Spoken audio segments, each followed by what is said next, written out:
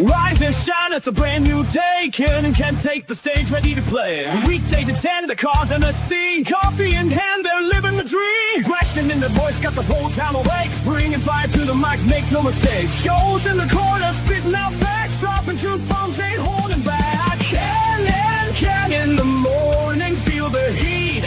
From 10 a.m. CST, can take a seat. We live and loud, they're breaking the mold.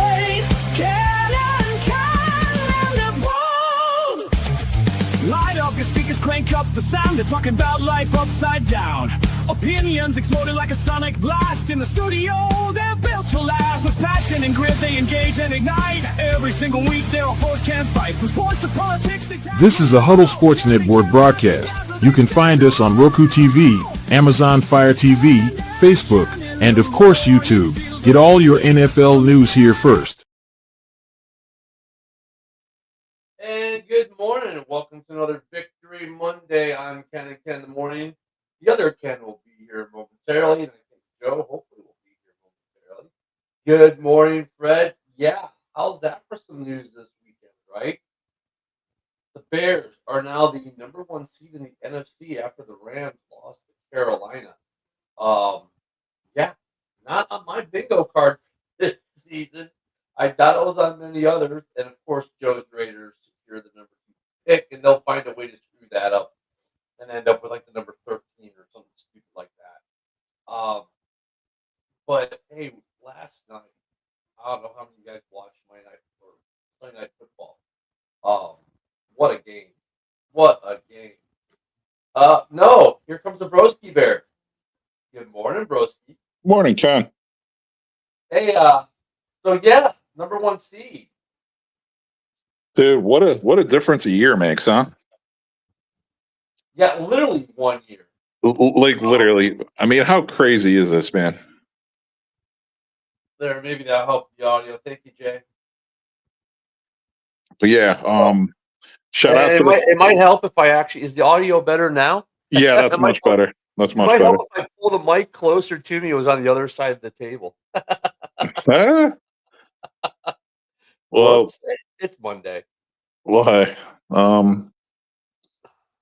yeah, man, it's just insane how like the Vikings are now talking about like blowing everything up, like getting rid of the GM. Is KOC on the hot seat? Like, oh my goodness, man! And they were a 14-win team last year. Yeah, I heard some of the stuff about Quezzy. And, yeah, I mean, look, I don't want to spend all morning on the Vikings. no, definitely not. Yeah, But- definitely not. And they're the. Oh, by the way, interesting fact. The Vikings were the first team to be blanked this season. Really? Wow. Yep, they put up the first donut of the season. Look at the Vikings aren't that bad, man. If you're a Vikings fan like Luca is, like dude, chill out, relax. You had injuries this year, across the board. You still have a good team. You just gotta get healthy. Could JJ be your guy, dude? It's only year 2. Wait to see what happens in year 3. That's usually that make or break year. Vikings fans, I get it. You go from 14 wins to 4 wins right now. I get it. Chill out. You'll make some moves in the offseason. I can't hear you guys. You don't Oh, really? fire the coach. They don't need to fire the coaching staff and the GM and everything because they had a down year. Oh, lost Joe.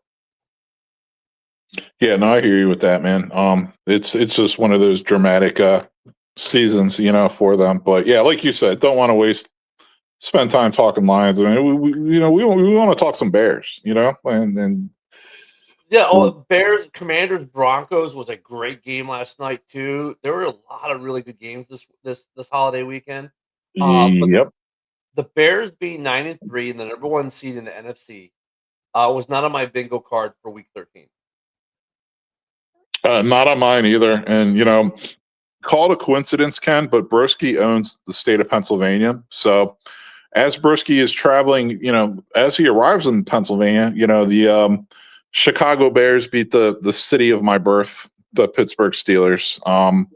And then they, later that week, they proceed to beat the city I was raised in with the Philadelphia Eagles. And then as I arrive in Charlotte, as I'm pulling up in Charlotte yesterday, the Panthers are taking it to the Rams. So I don't know. Maybe it's wherever Broski travels, the teams I want to win are going to win. I don't know. And I'll even throw in the Cowboys beating the Eagles on Sunday night when I was posted up watching that game.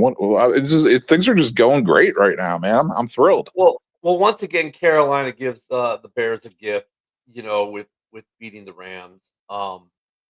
And now look, you've got Bears fans who are talking Super Bowl, and Packer fans are like, whoa, whoa, whoa, hold the phone. You guys don't deserve to talk Super Bowl. But you know what? While I am not talking Super Bowl personally myself, saying that, oh yeah, the Bears are going to win the Super Bowl and all this other good stuff, I completely understand why there are so many Bears fans who are excited to the point where they're talking about Super Bowl aspirations. As far as I'm concerned, we're playing with house money right now. I'm with you 100% on both those points. Every week, Bears fans have been told how they're going to lose, and every week the Bears have found a way to win. Yep. And I had this thought this morning. I was setting stuff up for the show. The Bears this year are very quietly having a franchise year.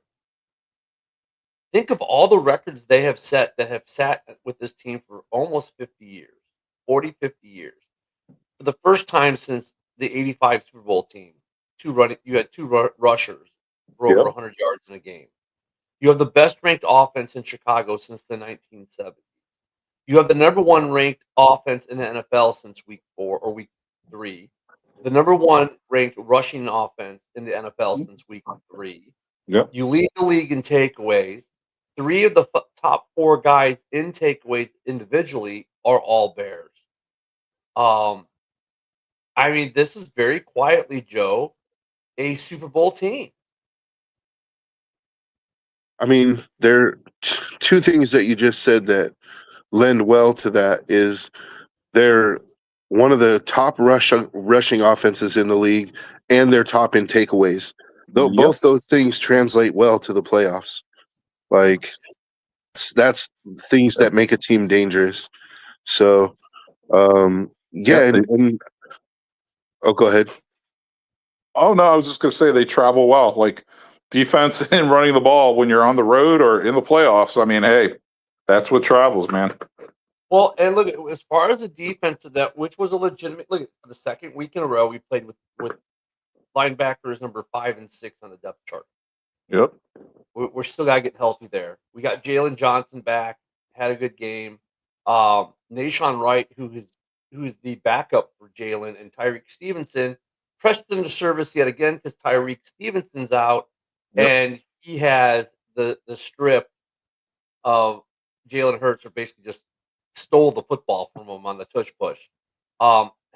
He's having a bit, he's number 1. He's tied for number 1 in the league for takeaway. And that's your backup. Right? There's a chance the Bears might not have to travel anywhere. I mean, they're tied with the Rams right now, 9-3, right? And correct me if I'm wrong, but don't the Rams have a first place schedule from last year?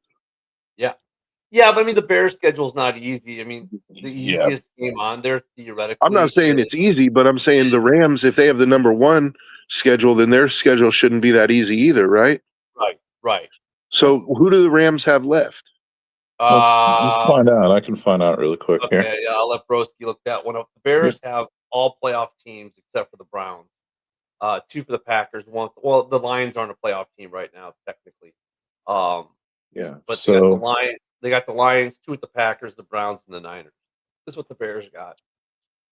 So the Rams have at Arizona versus Detroit, at Seattle, at Atlanta, and home versus Arizona. They have a cakewalk, actually. They have a cupcake. They have a cupcake schedule, dude. Yeah, they got a cakewalk. The Lions have a tough schedule. You kind of feel bad for the Lions, and then you kind of don't. You kind of don't because of the way a lot of their fan base has talked over the last 2 years or so towards people. Because if you look at their schedule, like they're 7-5, they're not a bad football team. They're having some dysfunction in their coaching realm, whereas we're really seeing what we all said was going to happen, that Ben Johnson leaving was going to create an issue for them, and it has, because they're not their calling is terrible. They have a good head coach who can't design nor call an offense, but that's okay. He's still a good head coach. He's a Mhm. great actually. He's a great motivator. Great. He sets the tone phenomenally. Um, but they've got a really hard schedule. They need help from the Bears and Packers. They need Bears and Packers to lose. Now, luckily for the Lions, the Bears played the Packers twice in 3 weeks. In a scenario for the Lions, and they'll love this, they need the Bears to sweep the Packers as part of their plan, if you think about it, because if you sweep the Packers and you win those weeks, the Packers lose, that's 2 games you just gained.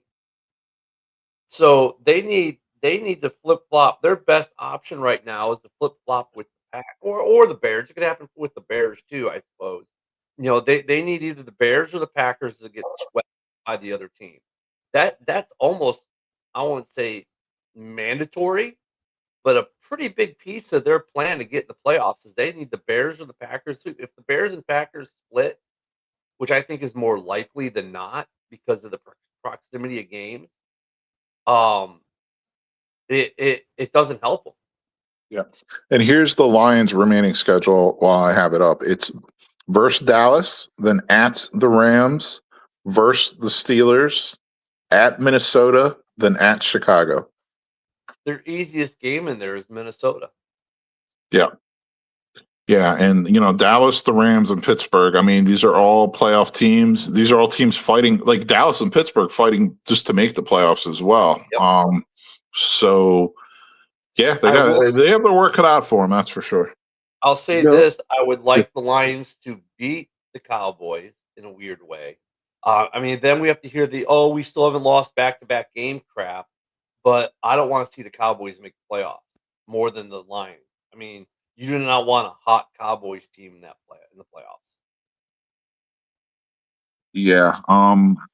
And like what you mentioned earlier about like losing the coaching, losing Ben Johnson, we know the Lions offensive line isn't what it was last year or the year before. I mean, we knew that going into the season. That being said, it's still, you can make an argument anyway that if they did have some better play calling, better decision making, with offensive plays during a number of games, that even with a lesser offensive line this season, they could have won those games or had a better chance to win those games. So my point being is Ben Johnson, to me, losing him is the number one reason why the Lions are struggling. Yeah, they have not recovered from that. We heard, Morton's going to be just fine, but no, Morton hasn't been just fine. And so Dan Campbell took it away. And it's like, even if you have the playbook, and the playbook hasn't changed much, but they're going to make minor changes, but the base is the same, right? It's about the guy calling the plays and the timing of the plays he calls, and they have not mastered that in Detroit at all. They definitely haven't figured that out. And Ken, honestly, it's to the point where I think next season they're going to go in a different direction with like a new system altogether on offense, because I don't think they really have a choice at this point. Yeah, you have to. Yeah. You can't keep trotting, especially when the coach who designed your offense or who best runs your offense is in your division. You just can't. It's not sustainable. Yep. But I'll go ahead and put this out there. I welcome. I mean, I don't want the Cowboys to make the playoffs, but if I'm a team with a decent defense, I'm not one bit worried about it, because I know playoff Dak is going to show up, and I'm not worried about it. You're not wrong. I mean, there is that. You're not wrong, Joe. But the other side to that coin this season is, CeeDee Lamb and Pickens, and then having that tight end Ferguson. Yeah, that's incredible. And then, and the way they're running the ball, they have their own version of explosive, man. Yeah, they have their own slash and bash. They have that, Williams and Turpin, the little water mite, and little water mite. Yeah, they're a good team, man. Yeah, but once the playoffs hit, you know, playoff Dak is gonna show up, dude. Like until he proves me wrong, that's my I hear opinion. you. I totally hear you, man.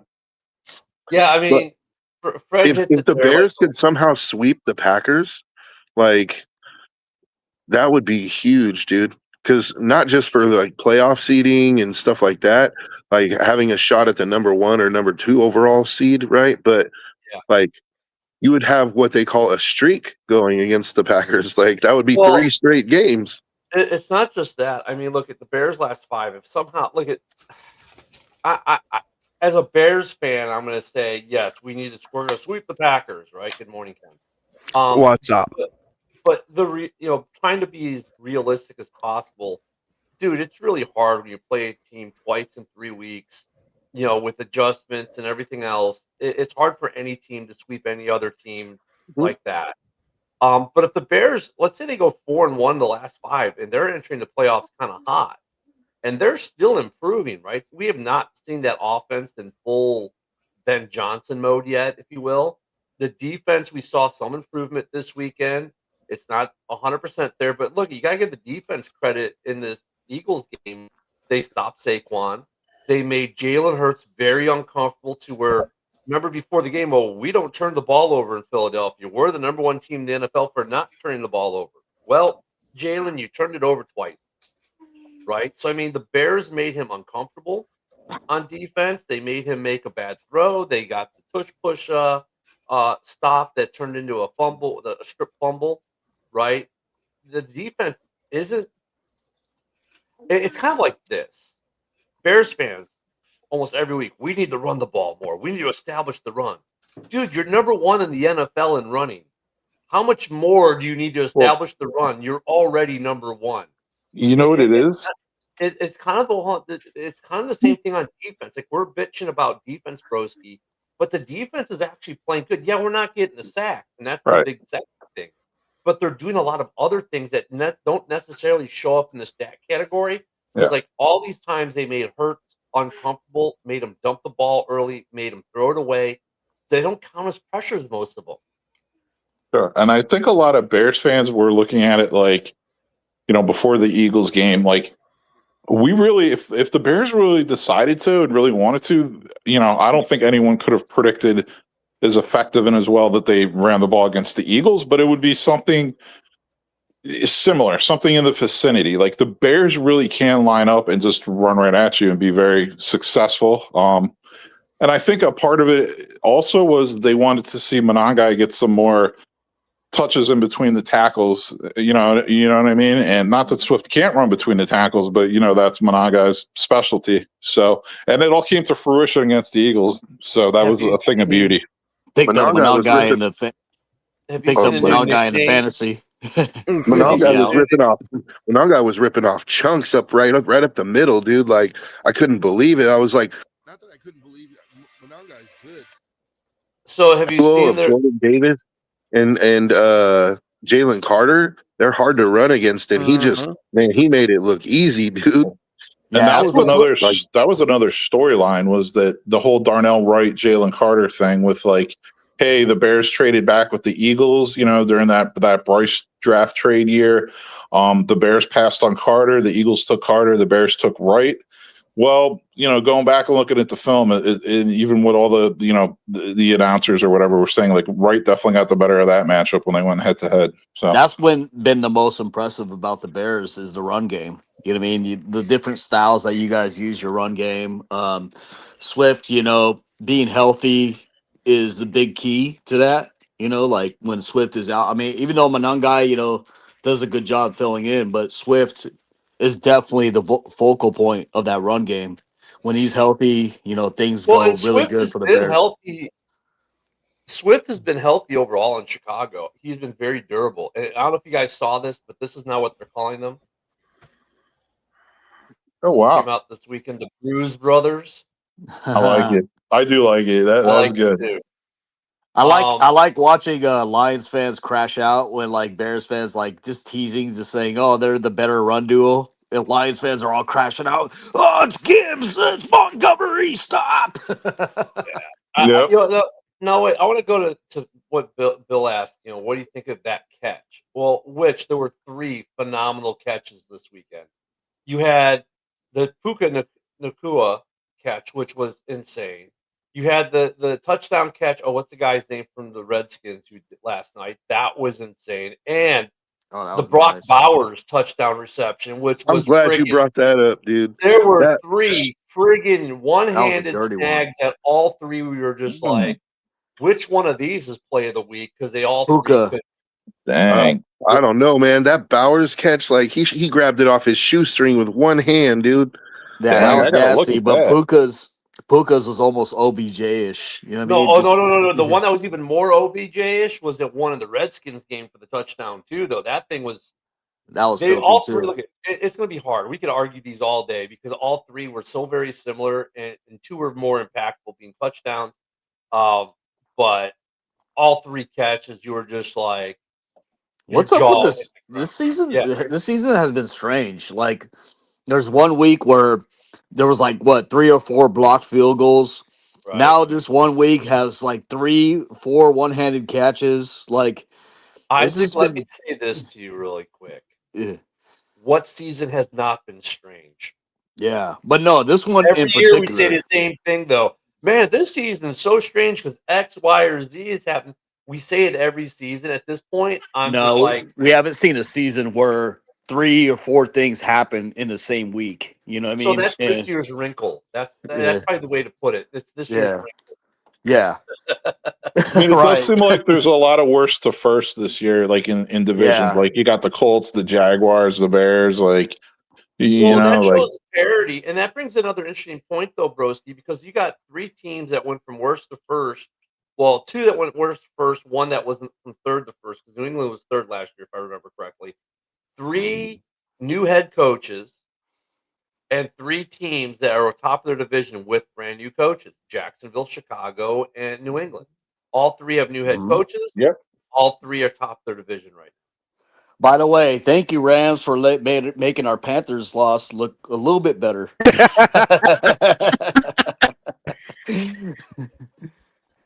I mean, that Hey, that so Panthers.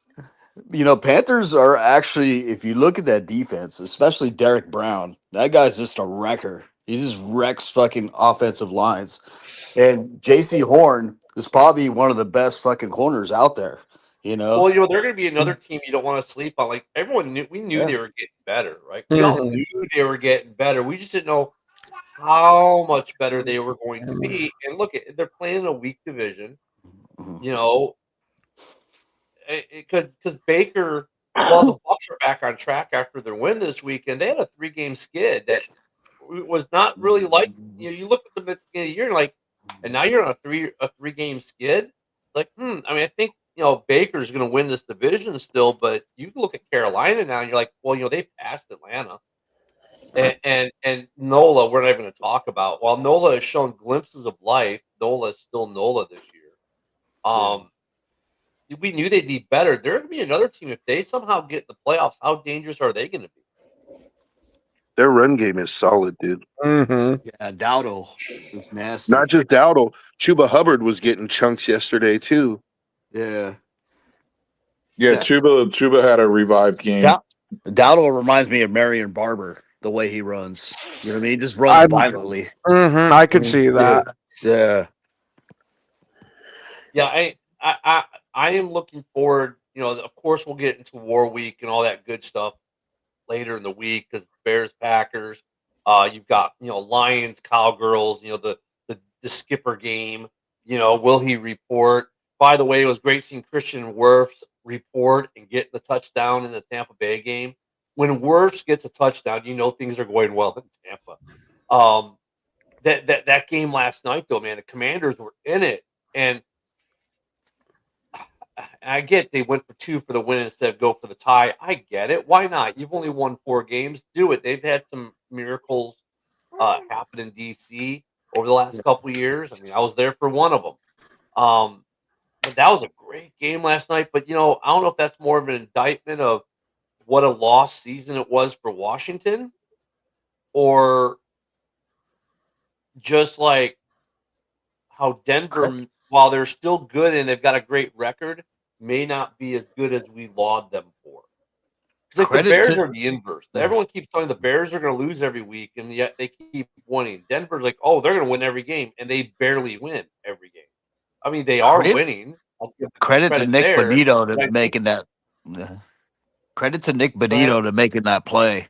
Man, Yeah. freaking, Chris Rodriguez was wide open, you know what I mean? And would have won that game if Nick Bonito wasn't in fucking Mariota's face, So I mean, and the way they were saying Mariota. I mean, they were like, I was like, what the heck are they? Maybe like someone from his family called, and no, you have to say it like this. That was weird listening to them all night call his name. But I mean, Washington, if Miles Garrett wasn't having the season that he's having, I think Nick Bonito might have a case for Defensive Player of the Year. Oh, 100%. He's been balling, dude. there are a It's couple just guys- unfortunate for I him like that that Miles is going to break the sack record Well, this year. you could look at a couple Bears, Bears guys who believe it or not. I mean, look at you got 3 of the top 4 in turnovers are Bears. You're not telling me one of those guys shouldn't have, I'm saying one of those guys should be in the conversation for Defensive Player of the Year too, generating all those turnovers. I mean, I think Miles Garrett's made it this year that nobody can even be in the conversation with him with the monster year he's having. The guys who get the sacks are going to get it, but I asked this question again though: what's more impactful, a sack or a turnover? Oh, Miles Garrett does both. He does. I mean, but still, like, okay, like you can get sacked on 2nd down, and now you're 3rd and 15, and you can still get the first down. If the ball gets picked off, you can't do anything. The other team now has the ball. Yeah, I get what you're saying, but I think sacks are more sustainable than the turnovers, to where if you got a team that's high in sacks, you can count on them to get a sack, where the turnovers, there's a little bit of luck that's involved in that one. Yeah, it's going to be interesting next season, because if you miss on punching out a ball, it's a penalty now. You know what I mean? So, like, that's going to be an interesting thing that comes into play next year. What a stupid rule. I know, it's so dumb. I mean, but there's certain ball hawkers, like there's a certain ball hawk in Chicago who, since he's been in the league, has always been the top of the interception class every year. And he's getting old, but he's still really good. I mean, so that, just like a sack artist, Well, he's always let me. turnover. Yeah, but in Miles Garrett's case, he has 19 sacks, 28 tackles for loss, and 30 QB hits, and he has 5 games left. Like, that's insane. I mean, And he has 3 forced fumbles. And 3 forced fumbles. Look, I get it. The edge rusher is always going to get deference, right? Because there is a ton of impact there. I think, though, that we don't look at the corners and the safeties enough, though, because they do make some massive impacts as well. It's just not as sexy. Oh yeah, No, they do. And I agree with you, Ken. I think actually that the turnover is more impactful than the sack. It's just that in order to be comparable to Miles Garrett's sack numbers, they would have to have like 10 or 12 picks. Like they would have to have like a Lester Hayes type of season. You know what I mean? Like in order to make it comparable.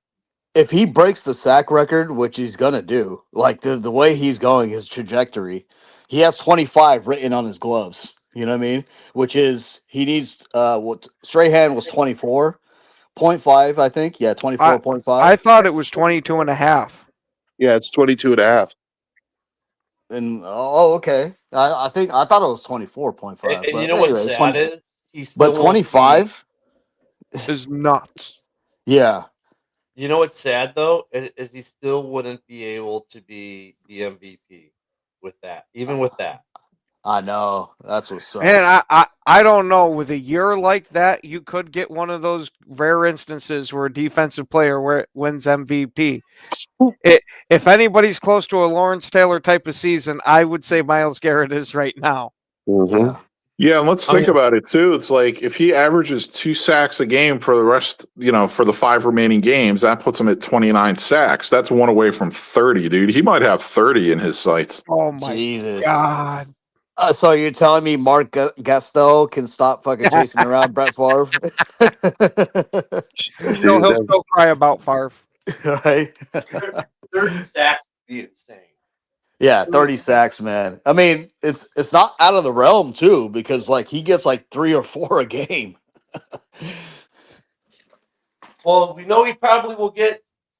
Oh, he might get one against Caleb. Caleb's kind of hard to sack, but 'cause they got the Bears. But that, that's that talking about that offensive line. That's another thing with Chicago. Last year, Caleb was the most sacked. Now he's. I mean, that number's been cut by more than half, and part of that's on him. I talked about it Sunday a little bit. Caleb helps this offensive line immensely because he is a Harry Houdini when it comes to defensive ends chasing him down. Like he has escaped a lot of sacks that you're like, how the hell did he do that? It's not about like for Miles Garrett, it's not about his bull rush or not his pat or his moves to get to the backfield. It's his footwork. If you look at his footwork, it's probably the quickest I've ever seen.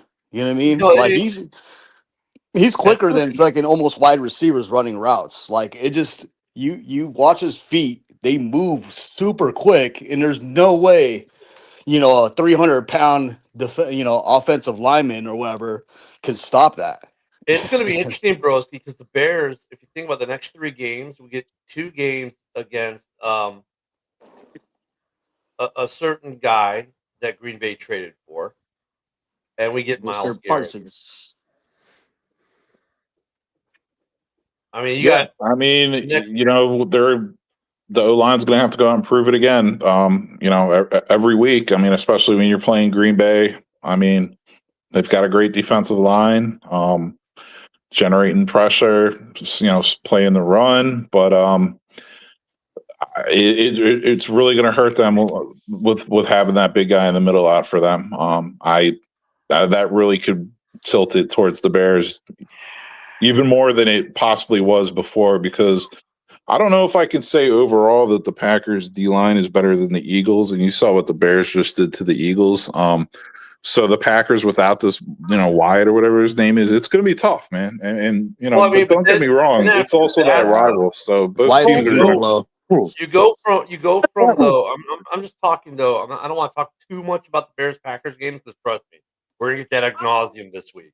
all right. But I'm talking just like in the term of elite pass rusher. The next 3 games, we got an elite pass rusher in every Yeah. game. 3.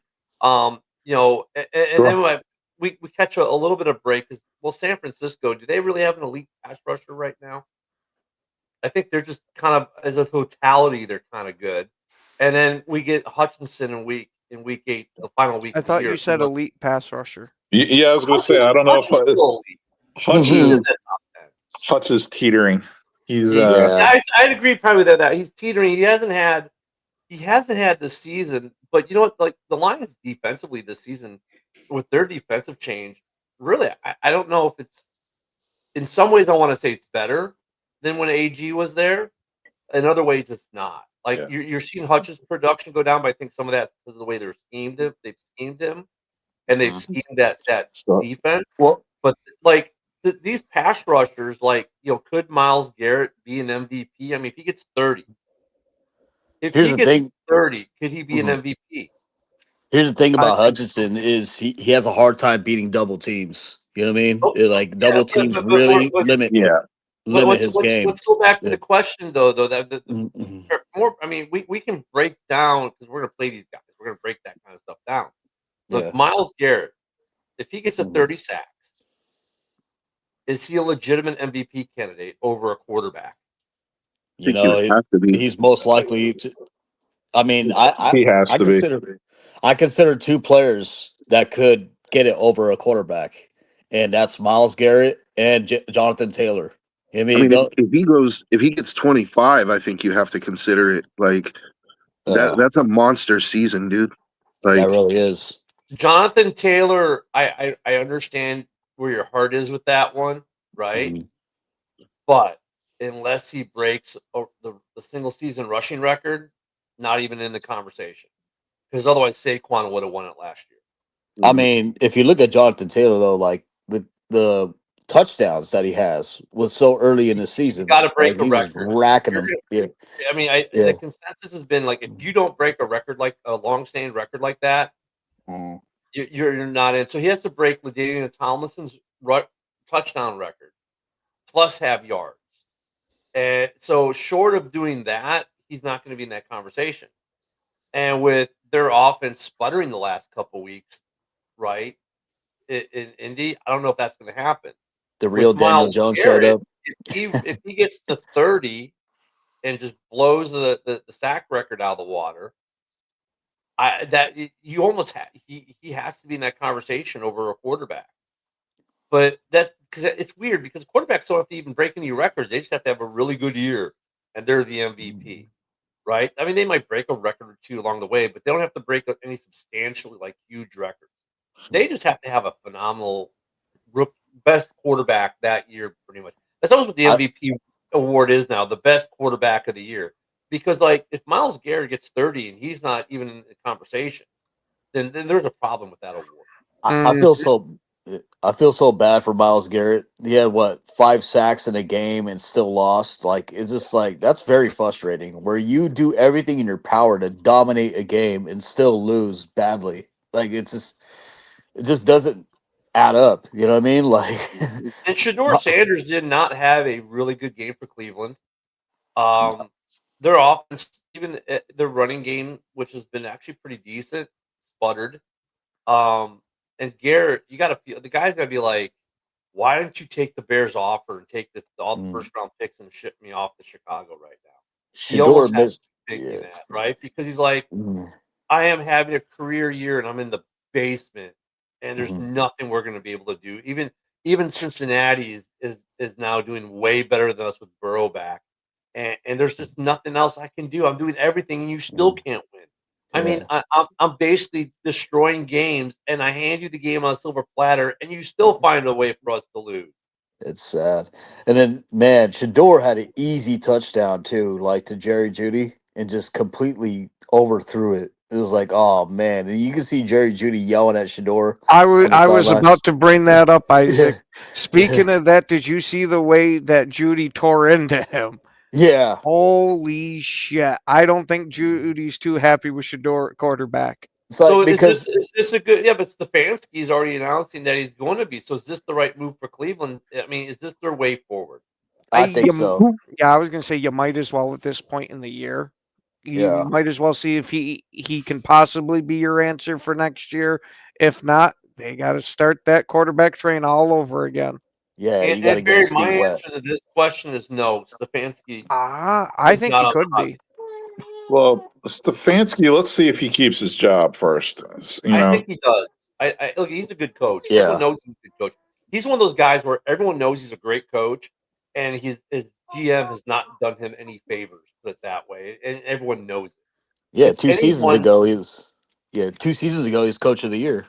You know. Yeah, I mean, if anyone's on the hot seat, it's that GM, and it's kind of like Minnesota. Like anyone's on the hot seat, it's not KOC, it's Kwesi. Well, and I look at hey, who was that? Was that Ken? Was that Ken, the Packer fan? Yeah. I think it was Ken. That was a bit of prediction from the future of what's going to happen with the Bears this Sunday. Oh, I thought that was the Packers middle linebacker after he got trucked by Mononga, spitting out teeth. This is what they'll feel like at the end of the week. Sounds like Ben Johnson, the Peanuts teacher. Wah, wah, wah, wah, wah. The Bears are going to kick themselves in the foot on Sunday. I got it. But yeah, back to Myles Garrett though. Like, yeah, you know what? Another one too. Like, sorry to bring this up, Joe, but Max Crosby too. Like, you know what I mean? Like, he's putting in a lot of effort too. You know what I mean? And Raiders are losing these games, and you can see there's some frustration with Max Crosby. He's arguing with a couple teammates on the sideline. It's he has both of these players want a propensity to win. You know what I mean? That's all they care about is winning. You know what I mean? They don't care about the money. They don't care about anything else. They just want to win. Hold on, Bill. Yeah. It's kind of hard for Al Davis to put anyone in the hot seat. Al Davis passed away a couple years ago. Just a few years ago. Couple years ago. Oh, just saying. Rest in peace, Al. But Carroll, So Max is obviously frustrated, but I don't think it's frustrating. I don't think he's frustrated to the point where he wants to leave. He just wants people to do their job. And so like there's a lot of breakdowns in coverage and things that Max is seeing, and he's like, dude, we fucking practice this. Like what why is it when we get to the game, like you can't do the same thing that you do in practice? Like, and the team listens to Max. Like even if Max is Max is not the type that's like always yelling at people. If Max is talking to you, it means you fucked up. They've And got so pieces. You've got guys like Chin. Chin is a baller, right? They've got some guys on defense. yeah, we just don't have enough. They've got some guys on offense, but and look at Gino yesterday. Because I saw quite a bit of that game. Gino, like, he wasn't horrible. Like, really, Gino gets some bad luck in there too. And his offensive line does not necessarily do him any favors. But I get why Raiders fans are like, what the hell with Gino? But it's more than just Gino. No, it's the offensive line is absolutely dog shit. Exactly. They're going to address it. The Raiders have over $100 million in cap space this coming offseason. I fully expect them to address the offensive line.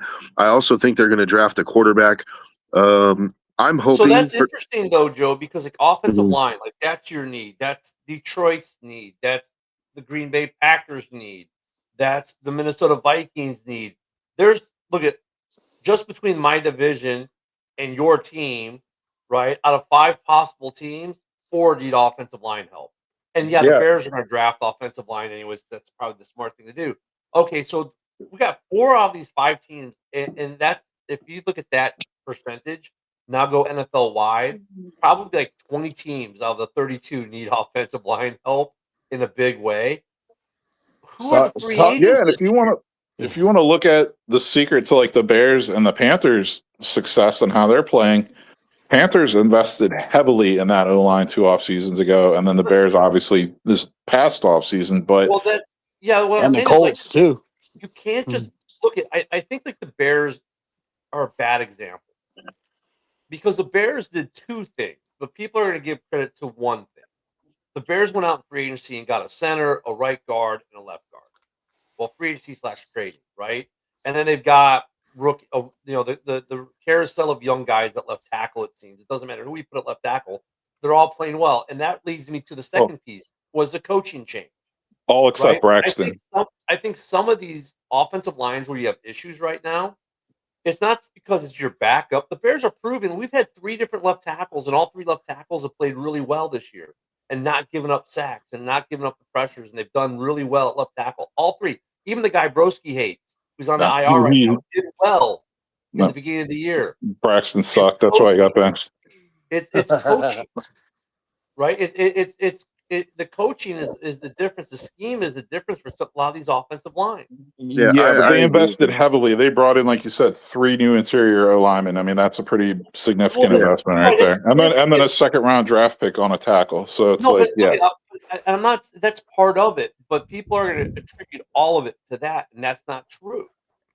The other piece of that pie is if you would have had the same play caller the Bears had last year, this offensive line, while it would have improved because the personnel maybe were better, it would still suck. I don't know. So you're trying to say the Bears and Panthers they didn't heavily invest in their O lines? Like I'm not really understanding. They did it. What I'm saying is some of these teams that have offensive line problems already have the investment made. They've got the pieces there that can make them have a good offensive line, but their coaching half of it is lacking. It's not just investing in the players. It's having the coaching to go with the players you've invested in. And for whatever reason, but you got to get the good players in too. Well, no, in some cases they have the players are there. Like they've got these guys are talented guys. The problem is the coaching isn't there. They're not right, but I'm just talking about what actually happens. They're not coaching. Hold on, broski. They're not coaching to the strengths of what they've got.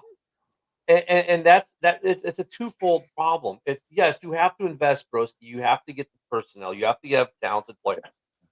The other piece is you have to have coaches who can properly utilize the players that you get. Yeah. And that's why we always saw in Chicago, Jay Leno Jr. leave Chicago and becomes an All-Pro. What the hell? You know, you see guys, they leave your team and you're like, oh, yeah, this guy's a bum. Thank God he's not on our offensive line. And then he goes to another team, and next thing you know, he's an all-pro. And he's a cornerstone of a franchise and all these other things. So what's the difference? Not the player. He's still got the same skill set he had when he played for your bum-ass team. So, So what's sorry the if you're difference? Coaching. sorry if you're listening, JB, but that Ragnow story is still comedy. Like, Lions fans thought he was going to be the savior, and that Yeah. fucking Yeah, fell but apart quick. Yeah, my sorry, whole point was, but Ken, to what you're saying, Sorry, Ken, Ivan, I meant Charles. Yeah, go ahead. yeah, those players weren't on the Bears though, so like they didn't already have it. You know what I mean? They had to bring them Leonard in, was. but they Leonard could. was. Well, okay, I'm talking about Tooney, Dahlman, and Jonah Jackson, and then Right, Ozzy right. Trapia. You know what I mean? They weren't on the Bears last year. But I mean, it's twofold because how many times have we also seen where you bring in guys who are good with another team, and they get to your team, and all of a sudden they're not performing. You're like, well, what the fuck? This guy sucks. What Yeah. a bust. The GM is stupid.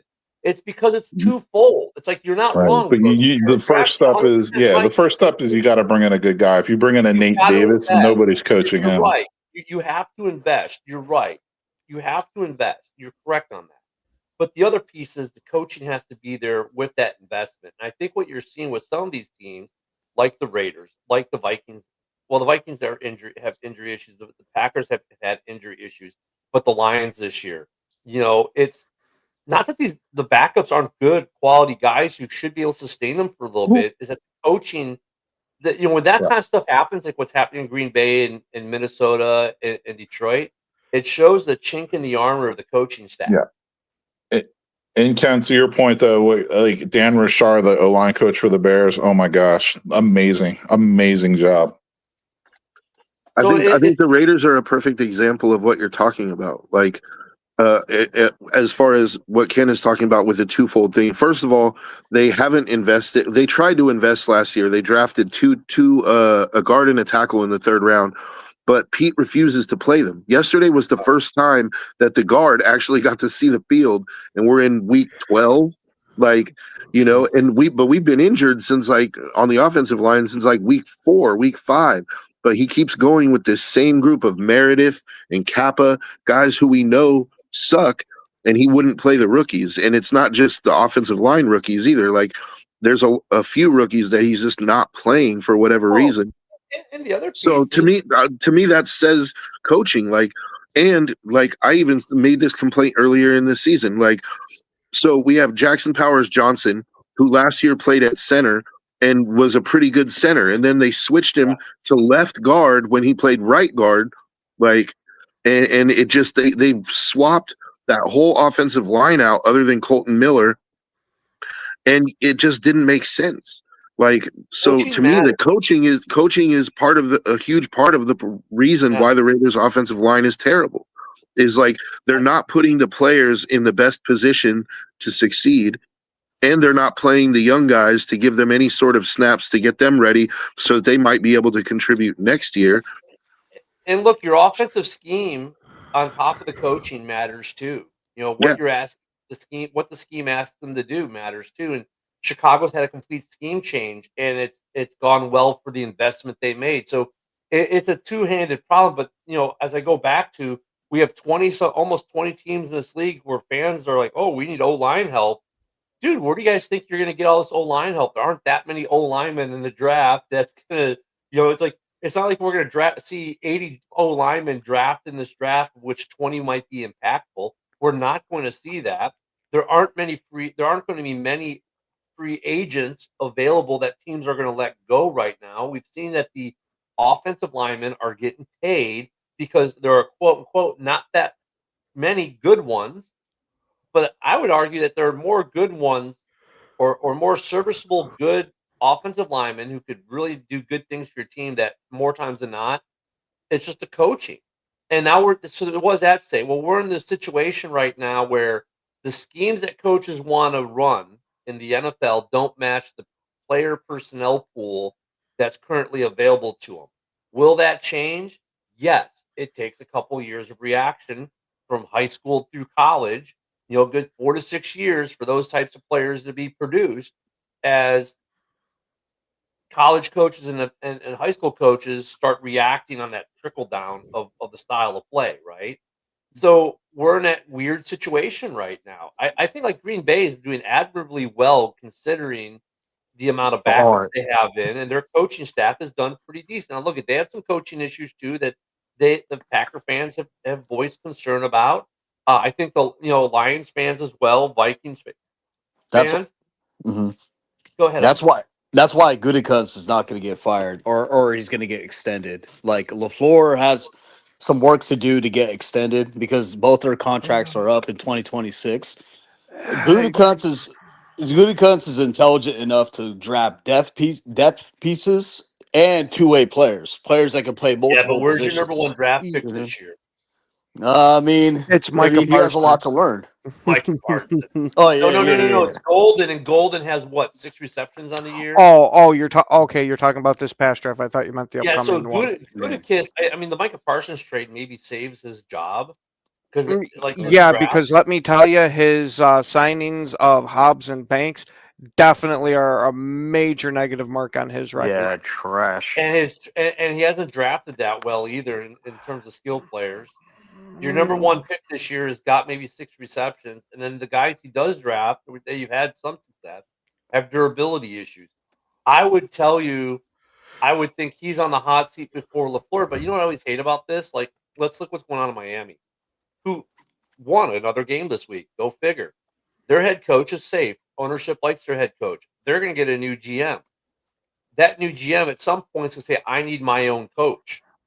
McDaniels might be gone.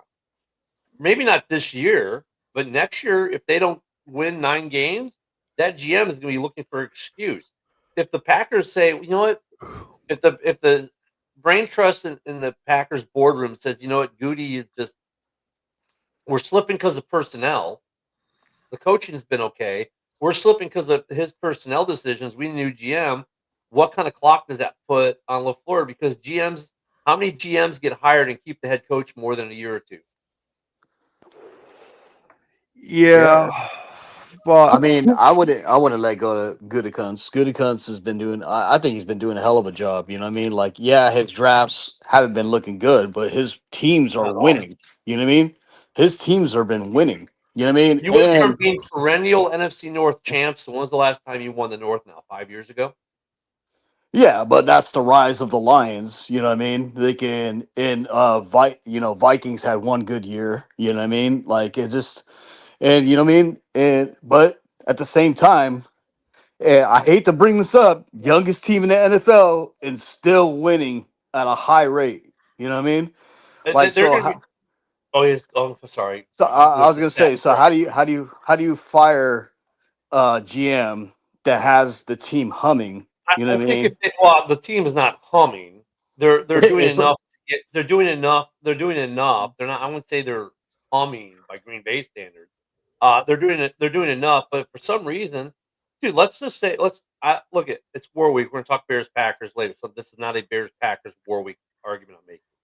Let's say they get swept by the Bears. Let's say they somehow miss the playoffs and the Lions get in, and now the Packers find themselves on the outside looking in because I think we may only send 2 from the North. Let's say by some miracle, the Lions do what they're supposed to do, and the Packers slip. They get swept by the Bears. What do they go? I think if they go 2-3 or 1-4, the Lions can basically get in. Let's say that happens. Okay, what's worst case? If that happens, is Goody really safe at that point? Probably not, because now you've missed the playoffs. Well, we'll see if Ed And your Policy last extends playoff them. was one and done. The only thing the biggest concern Packers have right now, it's not LaFleur, it's not Gutekunst. Our biggest concern is Halfley. You know what I mean? Halfley is going to get a Well, he head may coaching both. position. Yeah. There's no way that he doesn't get a head coaching position right after this Well, season. You know what I mean? The yeah, I job mean, he's look at done. Lane Kiffin is obviously off the board now because he went to LSU yesterday to go with his daughter's boyfriend who's their linebacker. If you look at the head coaching opportunities, you've got the Titans are available, obviously. Even without the acquisition of Parsons, our defense was number 9 last year. You know what I mean? Parsons And has with quite Parsons, literally saved a few games for the Packers this year, man. I oh mean, yeah, if Halfley he's a goes, I monster. mean, Halfley, like, okay, we know the Titans' job is open. The Jets' job's not going to be open. What other jobs are going to be open this year? New York. New York is open. Okay, so the Giants are open. The There'll be some Titans are firings. open.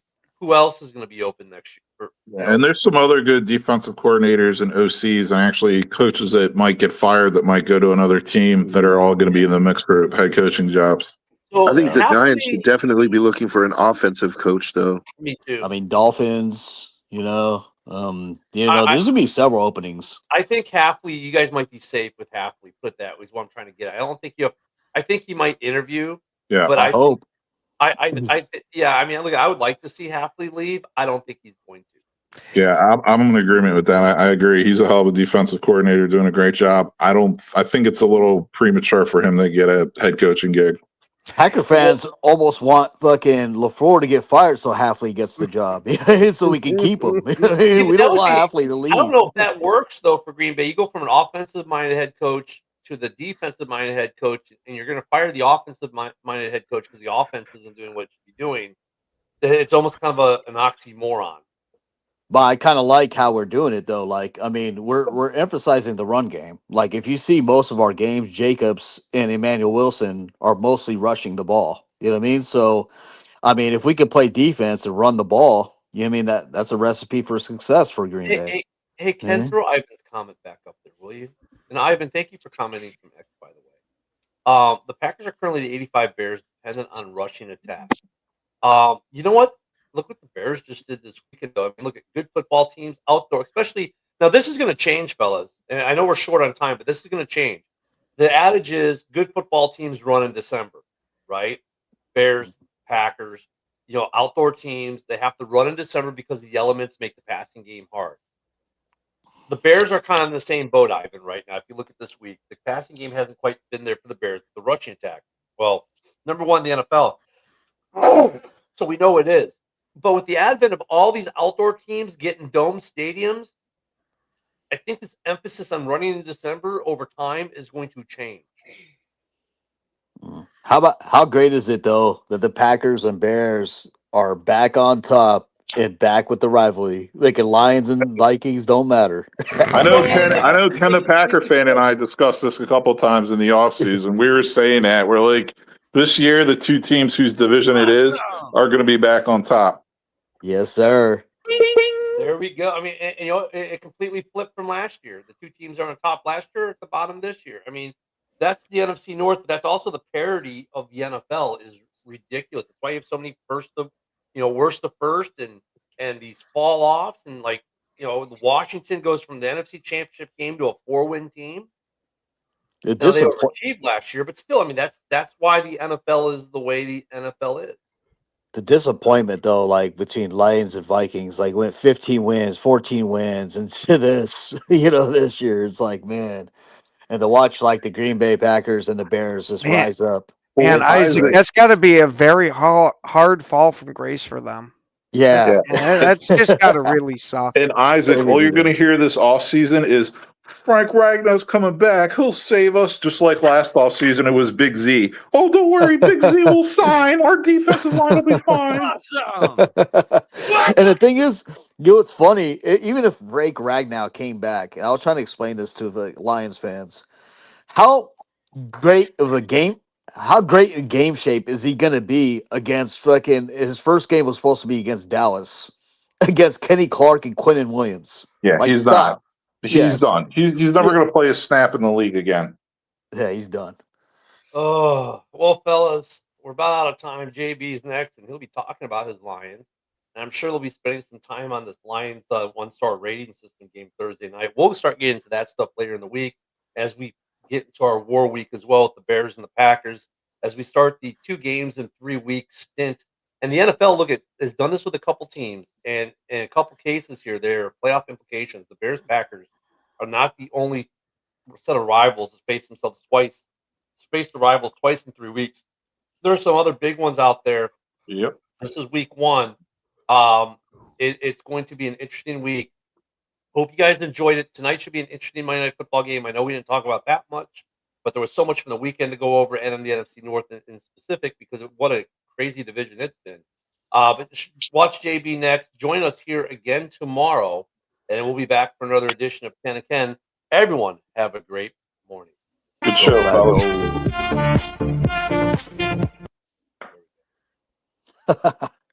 That was a good show.